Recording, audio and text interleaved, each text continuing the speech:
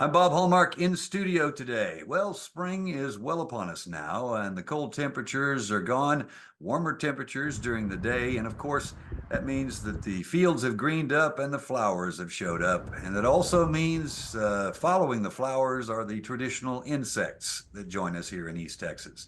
Now, this is an interesting time because this time of year is when a lot of people begin their annual war on pesky insects. But sometimes the good insects, like pollinators, can become casualties in that war. And that's what we're going to talk about today, particularly bees. And now to talk a little bit about that, we're joined from Marshall, Texas this morning by Dylan Foster, who is a beekeeper. Dylan, I guess, first of all, tell me, how long have you been a beekeeper? How'd you get into it? Yeah, I've been in the business about 9 years. I got into it actually. It goes down my family tree a little bit. My grandfather was a commercial beekeeper. He ran bees in California and Montana.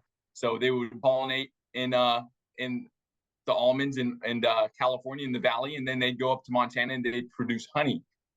Same business for my great grandfather. He was doing the same thing. The business actually was passed on from my great grandfather down to my grandfather and his brother. They split it. One got California, one got Montana, and they kind of worked together and moved bees throughout the two states. So that was my intro to bees, and I just grew up around there. We're in the backyard growing up, and I've been at Man Lake here in our Marshall store for the last. I've actually just got to Marshall. I was working at Man Lake in California for the last 9 years, so that's my experience here. Okay. Now let's get into it. What's the importance? Why should your average person care about bees? The important part that we have them. What is that? Yeah, the main thing we get from bees is they are the nation's main pollinator. They're responsible for pollinating fruit trees such as apples and cherries. They're responsible for pollinating berries such as blueberries, strawberries, vegetables such as cucumbers and melons and squash. They pollinate almonds and cashews. They pollinate oil seeds such as canola and sunflowers. So they account for about a third of every bite that we take. Without them, it would cause a huge change into our dietary intake. So that's the main important thing. Other than that, they also produce honey, which is one of our most consumed sweeteners. So, Yeah, absolutely. Now, I mentioned that we come upon spring, and this is where people traditionally begin their pesticide war against insects. Uh, why do people need to be careful about this? Obviously, uh, as I said before, bees can become casualties in this if you're not careful. So, why should people, be aware, and what should they be aware of when it comes to bees? yeah, the main thing is, I mean, when you're spraying for pesticides, which I understand is necessary to crops, it's important to practice safe um, spraying techniques. Um, it's also important to notify your local beekeepers. If you know somebody's around and they have bees, it's important to make sure that they're aware that you're going to be spraying. That way, they have an opportunity to either get the bees out of the area, or they can advise you on a time that would work.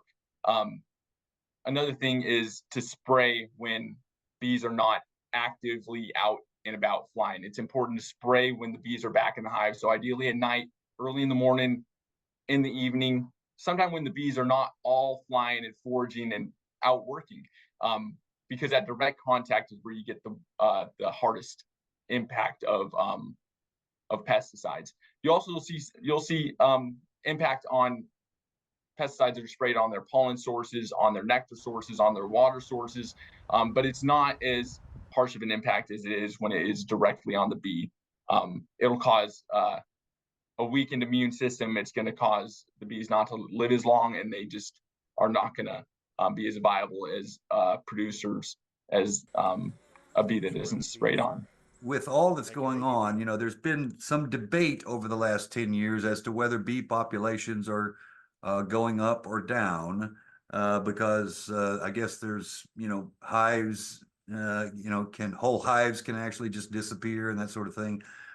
We seem to be pretty healthy at this point, but for good management, like what you do, good management of bee colonies is what's going to keep them healthy at this point, provided we don't do anything to interrupt that. Absolutely. Yeah, no, it is harder than it has ever been to keep bees alive. There are more things um, facing the bee than there ever were. Varroa mites are more prevalent than ever. Pesticides are also more common than ever. There's just so many things that will i- impact the health of the honeybee. You have to deal with eczema and foul brood and hive beetles and so many things, dearth. You hope that the weather does the right thing. You hope you don't deal with any natural predators such as bears if you're in that kind of area. Um, and colony collapse disorder has been a issue. There's bees that go from looking like rock star healthy bees to just either absconding the hive or they all die. Um, there are a lot of great beekeepers out there that do a good job of bouncing back their colonies. They can go from losing 40% in a year and they can bounce back to that number they had to start the year. So we're lucky to have a lot of really knowledgeable beekeepers that work together, whether it's selling packages to each other and helping each other get back to those numbers. And luckily, we haven't really dealt with a shortage of bees in the pollination on the pollination side either. Bottom line is there's any number of things, parasites, it still remains somewhat of a mystery as to why they come and go so quickly and then they rebound and things of that nature. Nature does its thing, and a lot of times you can't stop it, you can only observe it.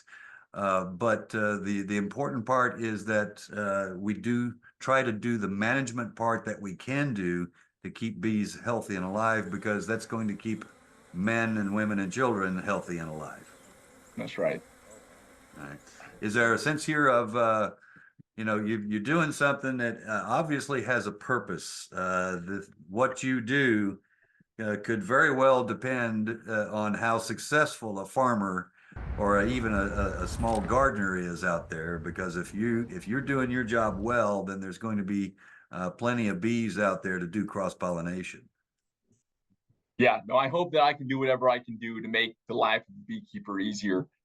That's really always been my way that I go into work. I want them to have as easy a time as they can. I work with a lot of commercial beekeepers, a lot of people that do this for business, whether it's for honey production or pollination or both.